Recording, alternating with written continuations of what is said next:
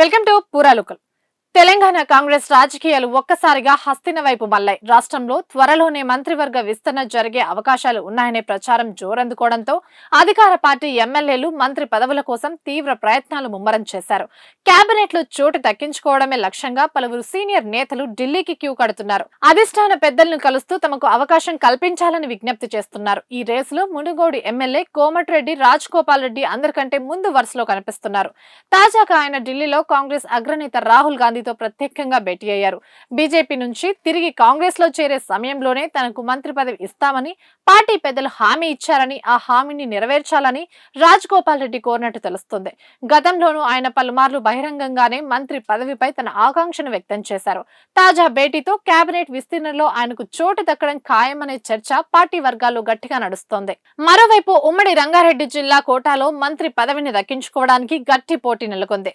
Parigi MLA Rammohan Reddy కొద్ది రోజుల క్రితమే తన కుటుంబ సభ్యులతో సహా వెళ్లి రాహుల్ గాంధీని కలిశారు.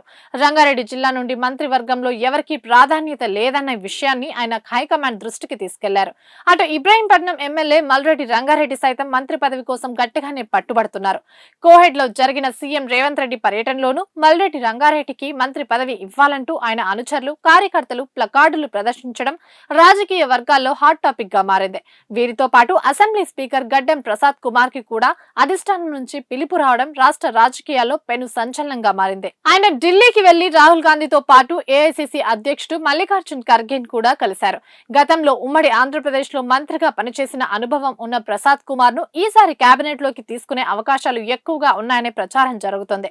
మొత్తానికి రాష్ట్రంలో కేబినెట్ విస్తరణ ముహూర్తం దగ్గర పడుతుండటంతో కాంగ్రెస్ ఎమ్మెల్యేల్లో ఉత్కంఠ నెలకొంది. రానున్న రోజుల్లో మరికొందరు నేతలు కూడా ఢిల్లీ బాట పట్టే సూచనలు కనిపిస్తున్నాయి. మరి అధిష్టానం ఎవరికి గ్రీన్ సిగ్నల్ ఇస్తుంది, ఎవరికి మంత్రి యోగం దక్కుతుంది అనేది చూడాలి.